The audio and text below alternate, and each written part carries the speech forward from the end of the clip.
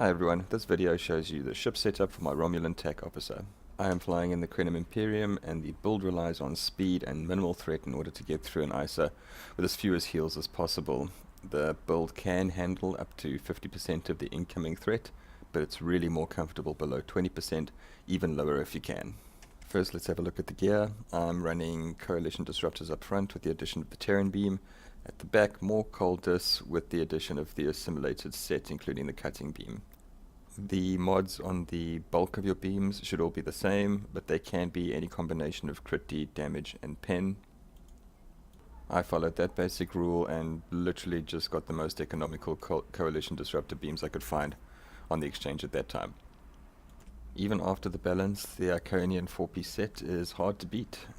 Sure, there's other gear more relevant now, but I still really like the clicky that you get from having the 4-piece set on your ship. And onto the consoles, the dynamic power redistribution module is great. It gives you a flat Cat 1 bonus, and the clicky gives you a Cat 2 bonus.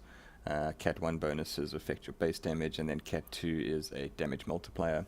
If you're not sure what category bonus a console is, just drag your mouse over it and have a look in the description. If it says the word bonus, it's usually a Cat 2. If it doesn't say bonus, it's Cat 1. We have the BIC for crit severity and the timeline stabilizer for its firing haste predominantly, but also for the cooldown boosts as well. All my Science Embassy consoles have been replaced with damage or crit consoles. The ASIM to make up the 2-piece with the cutting beam adds a nice buff, and the console itself adds some much needed defense. The temporal disentanglement suite adds crit chance and severity, and the Nausicaan console gives you a Cat 1 disruptor damage boost. I'm also running all disruptor tech consoles. I am using the tech ultimate skills tree. Since the balance, I've moved just a few points from science over to engineering to assist with hold regen and to increase my offensive power levels. I use the buffs that you get from personal doffing missions to buff the skills tree. The buffs that you get from critting personal doff missions add plus 25 to one or other of these subsystems here. Selecting the type of buffs is easy for a ROM toon. You just use all superior Romulan operatives for the extra critical chance and crit severity. For Fed and Clink toons, I recommend filling out your buff positions that aren't SROs with any buff that has the pirate trait, which gives you a small damage bonus. This build differs slightly from the one I have on the skills builder. I've essentially just swapped out the aux power to inertial dampeners for the direct energy modulation. Each one of these skills comes with a doff specifically for that skill, and I've just done a straight swap. I haven't really settled on my science skills yet. Yes, I'm using hazard emitters, but the other two slots I switch between subspace vortex, photonic shockwave, and charge particle burst.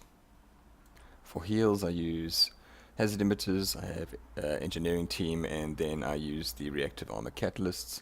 I'm also fond of using these fleet supports for heals as well. I've set up my rotations so that you don't have to worry about global cooldowns at all. I've got 2 copies of emergency power to weapons, so that's immediately at global. I've got 2 copies of fire at will, so that's also immediately global as well. These are my 2 most important skills. Emergency power to weapons activates emergency weapon cycle, and since everything revolves around your fire at will, that should also be at global at all times. It should be noted that tactical officers have a clicky here called Tactical Initiative. Now TI puts all your tactical abilities immediately on global cooldown without any doubles, without any doffs, without any time reducing consoles. And if you can just pick up a team that has 3 tech officers that can stagger their tactical initiatives one after the other, you can do a 2-minute run without having any doubles or anything like that, and you can replace all of those doubles with something else more damaging. Teams like that are pretty niche, and it's more important that you get experience running an ISA. The more you run it, the better you're going to be. So this build over here basically negates having to have 3 tactical officers in your team. You can have a bunch of engineers and science officers, and you'll still have all of your gear at global. Sorry, all of your weapons at global cooldown. So how do we do that? Well, as you can see, we've already got 2 copies here and here, so that's sorted. Tech team, I've got a DOF dedicated to cooling it down. 2 definitely puts it on global, but it's not really the powerhouse button it once was. So 1 to get it close enough to global is good enough if you're not running tactical initiatives one after the other. I've got a ZMOC that covers beta 3, puts that immediately on global. Unfortunately, chemo does rely on TI, but again, it's not going to ruin my day if it's out by a few seconds. The important ones are emergency powered weapons, Firewall 3, and your beta. For my heals, I use all hull heals or hit point heals. I don't have any shield heals here at all. Engineering team, hazard emitters, reactive armor catalyst, brace for impact, they all give me hit points. I've got the biotech patch which makes those 20% more effective, and then I use diversionary tactics for its placate as opposed to its damage. It's a one-hit wonder, so you can choose to use it for damage if you can see that the team is strong, or you can choose to keep it and placate foes if you're running into trouble. Here is a look at the traits. The one standout here is a good day to die. It's vital to this build. It allows you to get a GDF without having to take your hull below 50%. Considering this build is all about speed and not taking any threat, that's really quite a vital part of the puzzle. For the rest, Beam Barrage, Fluidic Cocoon, Fleet Chords, Point Blank, SRO, Leadership, they're all aimed at increasing my damage output in one form or another. The only defensive one I've got there is the Biotech Patch.